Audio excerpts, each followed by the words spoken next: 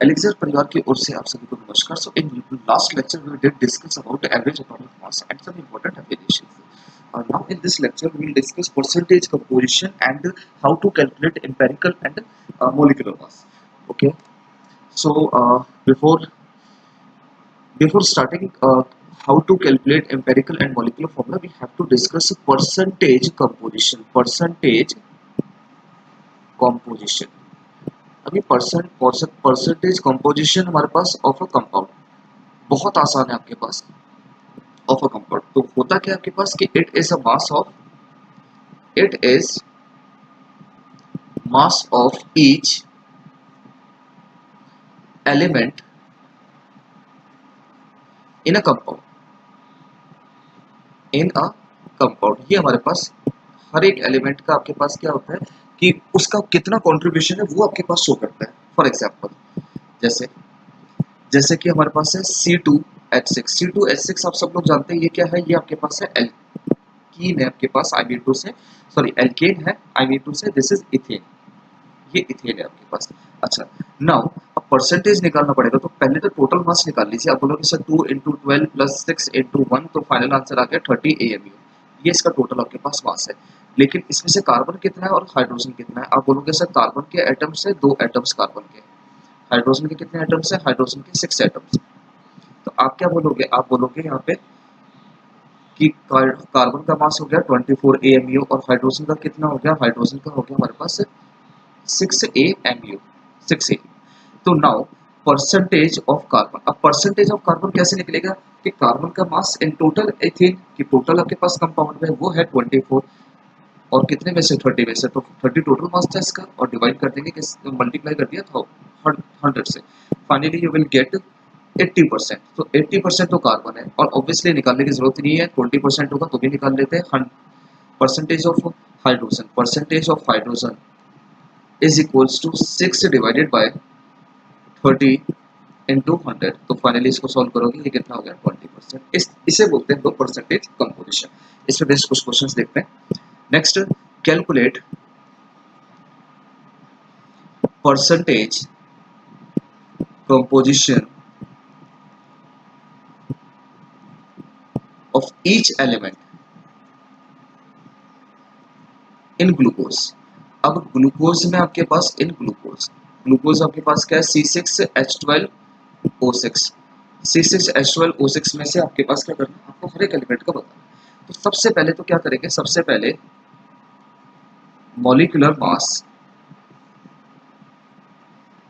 Of glucose.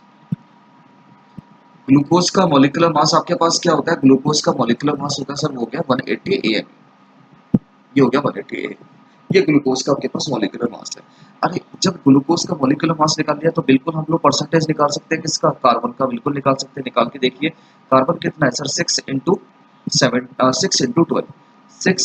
12 that is 72। तो आप percentage निकाल लीजिए कार्बन का, 72 डिवाइडेड बाय 180 × 100, तो कितना कितना आया परसेंटेज? परसेंटेज आया आपके पास 40% कि कार्बन 40% हो गया।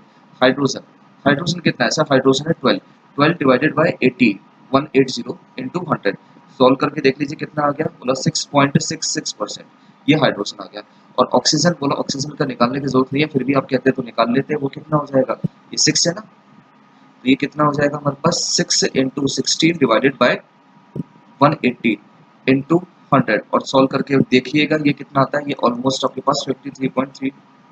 तो ये बेसिकली हमारे पास सिंपल है, कुछ नहीं करना। जो आपके पास एलिमेंट है उसको उसके जितना भी मास है वो लिखिएगा, जितना कंट्रीब्यूशन है टोटल आपके पास है और डिवाइडेड बाय टोटल मास कर दीजिएगा, फाइनली वही परसेंटेज है।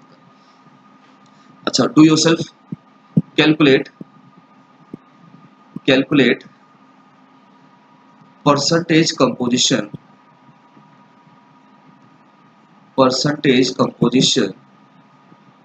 of each element present in urea. अब यूरिया का फॉर्मूला क्या होता है? NH2C डबल बॉन्ड O और NH2। ठीक है, ये हमारे पास फॉर्मूला है। तो आप इससे क्या करिएगा? आप N का परसेंटेज निकालिएगा, H का निकालिएगा, C का निकालिएगा और O का निकालिएगा। Okay, now Now we will discuss different types of formula, different type of formula of compound, different type of formula of compound. तो पहला आपके पास होता है यहाँ पे स्ट्रक्चरल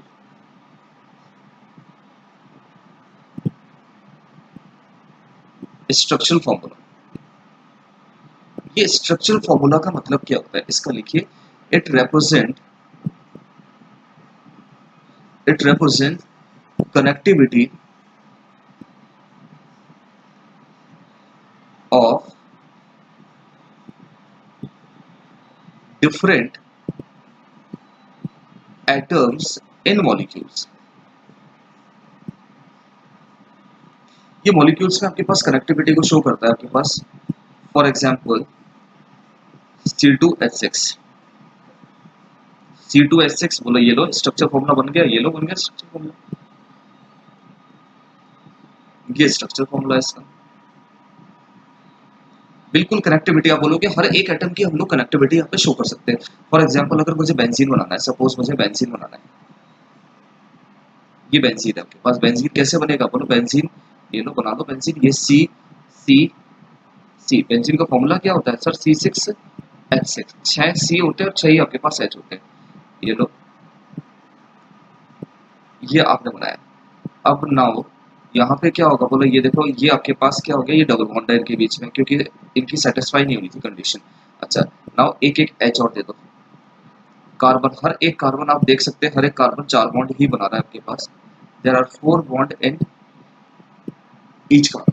तो this is a structural formula. Now B part is molecular formula. अब ये molecular formula क्या होता है भाई, molecular formula। अब ये molecular formula क्या होता है, इसको हम लोग represent करेंगे MF से। molecular को मैं हमेशा MF बोलूंगा। MF it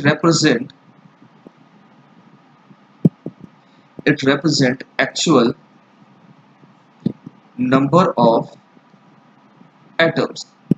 It represent actual number of atoms in one molecule of compound। In one molecule of compound, तो एक मॉलिक्यूल में कितने number, actual number of atoms है, वो आपके पास क्या होता है, मॉलिक्यूलर फॉर्मूला। फॉर एग्जांपल अगर मैं बेंजीन की बात करता हूँ, तो बेंजीन में आप क्या बोलोगे सर, बेंजीन में हमारे पास इसका फॉर्मूला हो गया C6H6। अब ये C6H6 क्या है, बोले ये इसका मॉलिक्यूलर फॉर्मूला है। इसमें 6 तो कार्बन और 6 ही आपके पास हाइड्रोजन है। अच्छा, ये अच्छा मॉलिक्यूलर मास निकाल के दिखाइए, mass, molecular mass of benzene. Benzene का मॉलिक्यूलर मास क्या हो जाएगा, वो हो जाएगा 6 इंटू 12 प्लस 6 इंटू 1, कितना हो गया हमारे पास, बोला ये तो कुछ 78 लग रहा है आपके पास, 78 यू। तो ये मॉलिक्यूलर मास हो गया। तो अगर ऐसे ही मैं ग्लूकोज आपके साथ लिखना चाहूँ, ग्लूकोज का मॉलिक्यूलर फॉर्मूला क्या होगा, ग्लूकोज, ग्लूकोज हो गया हमारे पास C6H12O6। अब ये C6H12O6 आपके पास क्या बोला, ये 6 कार्बन 12 हाइड्रोजन और ऑक्सीजन, 6 ऑक्सीजन से बना है आपके पास ग्लूकोज। और अगर इसका मास निकालना है, मॉलिक्यूलर मास, तो मॉलिक्यूलर मास कैसे निकलेगा, मॉलिक्यूलर मास निकालना कुछ नहीं सर, सिंपली सबको ऐड कर दो, 6 इंटू 12 प्लस 12 इंटू 1, 1 हाइड्रोजन का होता है, 12 कार्बन का हो गया, 6 इंटू 16। तो जब सबको आप ऐड करते हो तो आंसर आता है 180। तो ये हमारे पास क्या होता है, ये हमारे पास होता है molecular formula. Now last one is empirical formula. Empirical formula, अब ये एम्पेरिकल फॉर्मूला आपके पास कैसे निकलता है, देखिए एम्पेरिकल फॉर्मूला, एम्पेरिकल फॉर्मूला को हम लोग रिप्रेजेंट करेंगे EF से। तो होता क्या आपके पास कि इट represent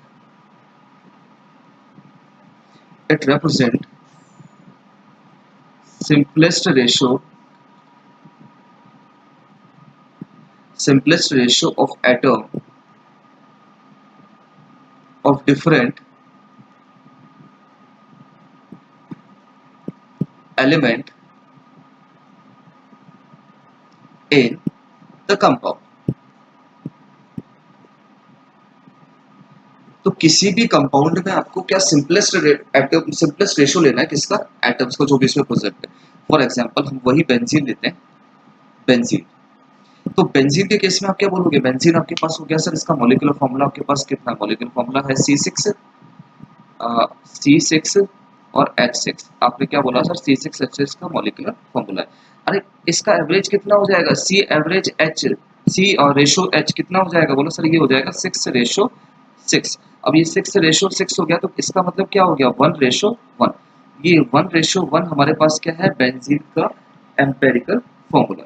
तो बेंजीन का अगर एम्पेरिकल फॉर्मूला आपको बनाना है तो वो क्या होगा, सिंपल मॉलिक्यूलर फॉर्मूला लीजिए और उसका सिंपलेस्ट रेशो दे दीजिए, वही आपके पास क्या है बेंजीन का empirical formula. For example empirical formula, अच्छा एक एम्पेरिकल मास भी निकाल लेते हैं। Empirical mass of benzene, benzene तो बेंजीन का एम्पेरिकल मास है बेंजीन। तो सबसे पहले तो एम्पेरिकल फॉर्मूला क्या होता है बेंजीन का, EF बेंजीन। बेंजीन के लिए EF कितना होगा, बोलो सर वो होगा हमारे पास CH। तो भाई इसी से मास निकाल लो, तो EM कितना हो जाएगा, EM विल बी 12 + 1, आंसर कितना आ गया 13U। 13U हमारे पास क्या आ गया, 13U का मास आ गया।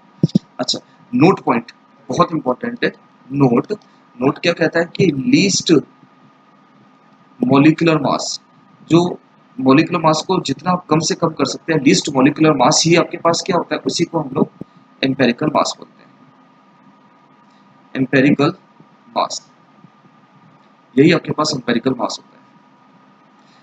एक और बहुत इंपॉर्टेंट यहाँ पे एक आपके पास है कि molecular mass divided by empirical मास, यही आपके पास एक n आता है जो कि सिंपल रेशियो होता है, जैसे कॉमन फैक्टर होता है जो आपके पास, और ये इसी को हम लोग इंटीजर कहते हैं, इसी से आपने कट किया है। फॉर एग्जांपल अगर मैं बेंजीन की बात करता हूँ, आपके पास बेंजीन का एम्पेरिकल मास क्या है 13, मॉलिक्यूलर मास कितना था 78।